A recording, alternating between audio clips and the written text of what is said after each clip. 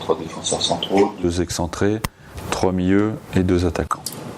Donc ça, c'est le système que j'ai joué il y a 3 ans avec Bordeaux quand je suis arrivé, parce que on prenait beaucoup de buts, parce que ça marchait pas, on n'était pas bien, et puis le fait de changer, j'avais Tremolinas à gauche avec un profil offensif qui aimait bien attaquer, qui aimait moins défendre, donc je me suis dit s'il va attaquer, on va le faire attaquer un peu plus. Et Mariano, pareil, même profil, un garçon qui était parfois en difficulté défensivement, mais qui aimait bien attaquer. Donc ce que je voulais, c'est avoir deux joueurs qui étaient portés vers l'avant, mais quand ils partaient à 2, je voulais quand même avoir une base défensive quand ça plongeait derrière leur dos, et c'est pour ça que j'avais mis 3 défenseurs centraux. J'avais souvent Marc Planus dans l'axe, j'avais Mika Siani et Lamine Sané souvent. Et ensuite au milieu, j'avais 3 joueurs, disons offensifs, et puis 2 attaquants.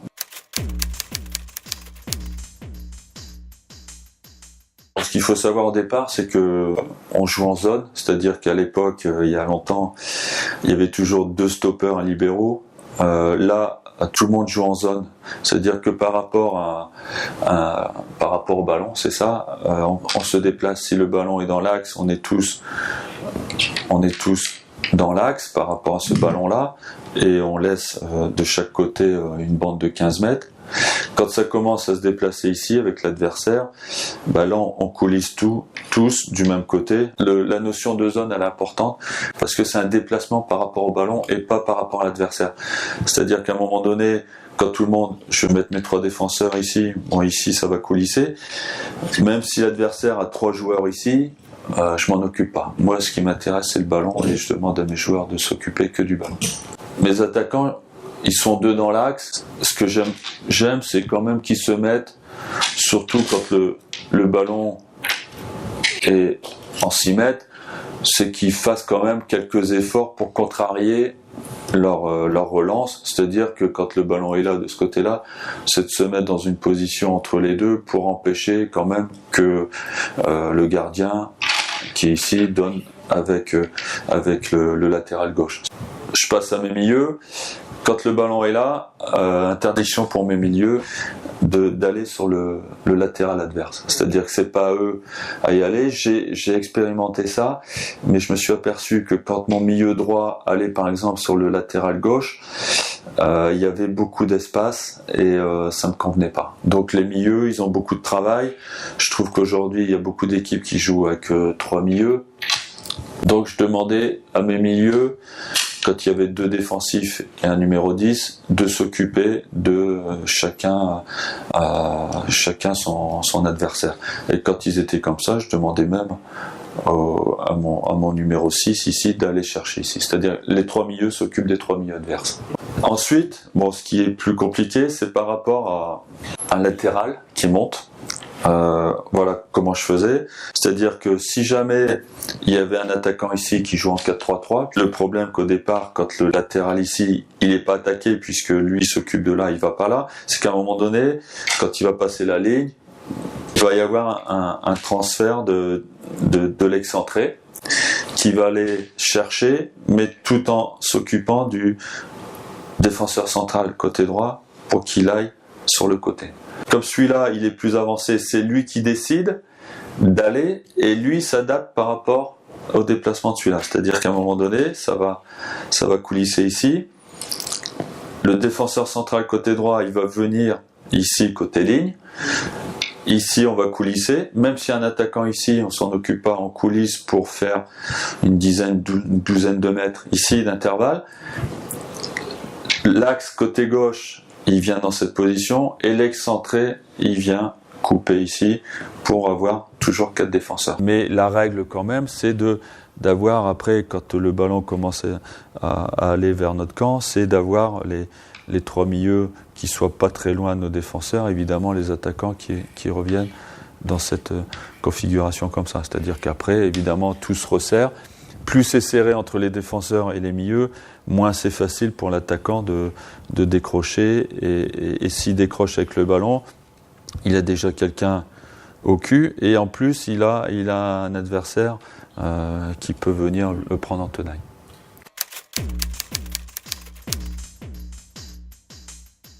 Là, au niveau offensif, je parle de mes défenseurs, c'est-à-dire que quand le ballon est dans les mains du gardien, je demande à mes excentrés d'être très hauts. Et ensuite, je demande aussi à mes défenseurs centraux à droite et à gauche d'aller très haut. Voilà. Dans cette position, on est sur toute la largeur et ça permet peut-être à ce défenseur de prendre le ballon, de faire une supériorité. Ou si, quand il joue en 4-3-3, comme ça, c'est à un moment donné, c'est de faire une supériorité, c'est-à-dire ici, pour après trouver les excentrés un petit peu plus haut. C'est-à-dire que quand on a un joueur ici dans l'axe qui est capable de mettre des diagonales, comme l'excentré à droite ou à gauche, ils viennent chercher les deux centraux, ça permet de jouer un petit peu plus haut sur les deux excentrés. Alors c'est le cas aussi de ce joueur-là, qui est important aussi dans l'animation du jeu. C'est pour ça que je n'aime pas avoir un numéro 6 qui fait que défendre. Je trouve que dans cette animation, il faut aussi un joueur qui soit capable de voir loin et de faire les diagonales. Et souvent, c'est un garçon qui est libre, donc qui va se mettre entre les lignes, qui va recevoir beaucoup de ballons. Et après, évidemment, dans l'animation du jeu, plus il va être perspicace dans ce qu'il va voir, dans ce qu'il va faire, et plus on a des chances de bien attaquer. Après, eux, ils peuvent plonger en profondeur. Ils ont liberté, évidemment, dans la construction, de venir, mais ils ont aussi l'autorisation de plonger si jamais ils en ont la possibilité. Après, les deux attaquants, c'est pareil. C'est plutôt des déplacements axe-côté, parce que souvent, quand on est comme ça, ce qui se passe, c'est que les latéraux adverses, ils viennent chercher les excentrés. Et évidemment, il ne reste que les deux centraux ici. Et après, quand on a des joueurs ici capables de donner en profondeur, c'est bien aussi d'envoyer les défenseurs centraux adverses sur les côtés, parce qu'ils sont souvent plus à l'aise dans l'axe que sur les côtés. Bon, quand le ballon est là, par exemple sur les côtés, moi ce que j'aime, c'est qu'il y ait quelqu'un qui vienne ici pour libérer une zone. Si le défenseur vient ici, il libère cette zone pour un attaquant qui vient là, et après, c'est toujours par doublette. Quand on dit le jeu à 2 à 3, c'est ça, on libère, on est avec un défenseur, on sent qu'il peut la donner, donc soit il décroche, il n'est pas suivi, on peut la donner, soit il est suivi par un défenseur, et à ce moment-là, il y a l'autre attaquant qui doit regarder évidemment les déplacements de celui-là pour aller en profondeur. Voilà, après c'est pareil pour les décrochages, ça peut être lui qui va décrocher, qui va le suivre, on libère l'espace ici pour le milieu qui va en profondeur.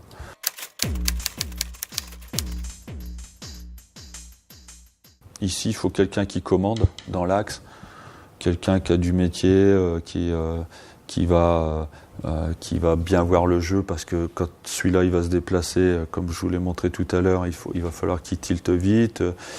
Donc par rapport au déplacement, ou quand le ballon est là, c'est pareil, il va falloir qu'il se déplace là.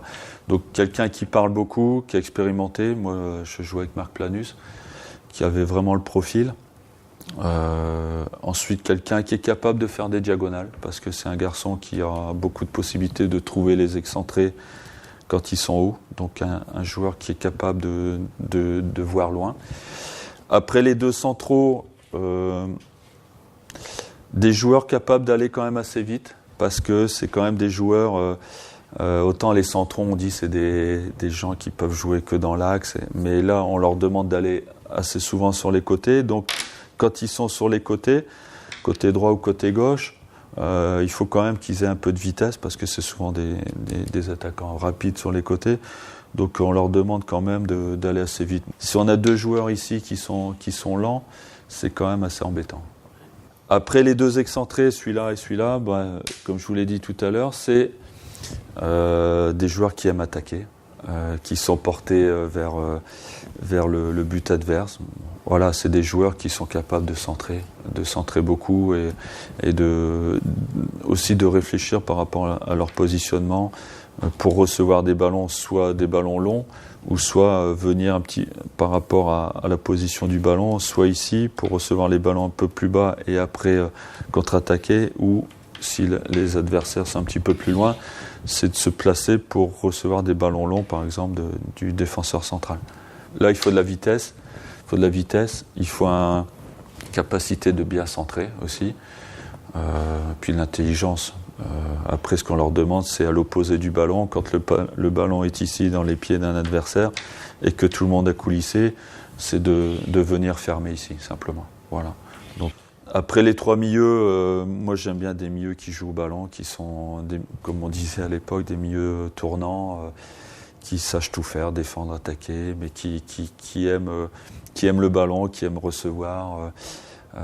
Quand ils ont un adversaire dans le dos, ça ne leur pose pas de problème, qu'ils arrivent à s'orienter dans l'espace.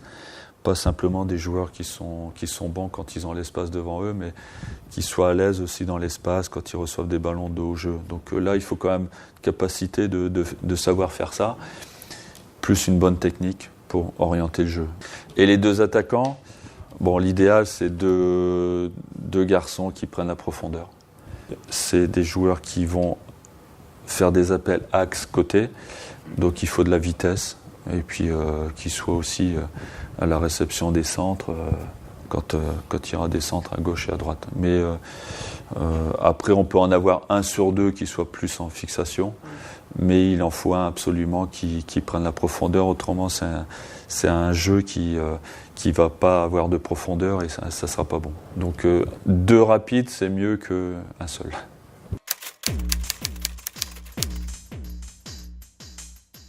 Il y a un avantage, c'est que on fait sortir les latéraux et ça nous permet, quand on récupère les ballons, d'aller en profondeur et de les contrer.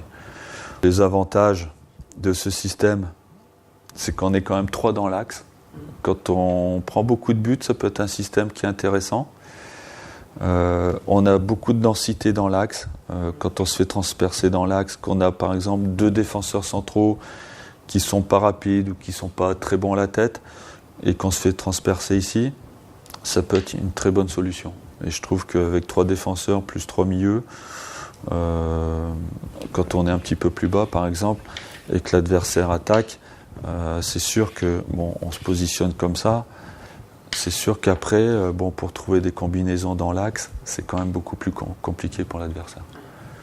Renversement de jeu, c'est un peu, c'est le système où c'est le mieux parce que, en fait, quand vous jouez en losange, il n'y a pas de fermeture.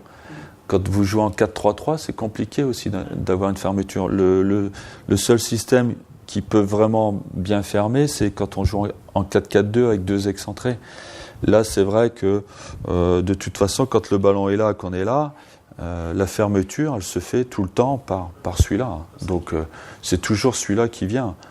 Après, déjà, 3 défenseurs, on est comme ça, c'est comme si on joue à 4, on a déjà lui en plus. Évidemment, s'il dort devant, il n'y aura pas de fermeture.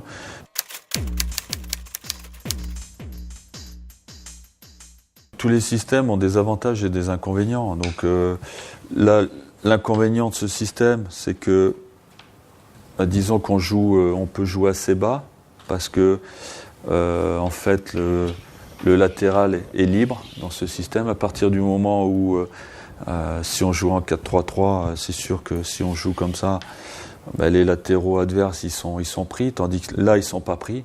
Donc après, par rapport à cette faiblesse, il faut s'organiser, c'est-à-dire qu'après, il faut être bien synchro avec défenseur central et l'excentré.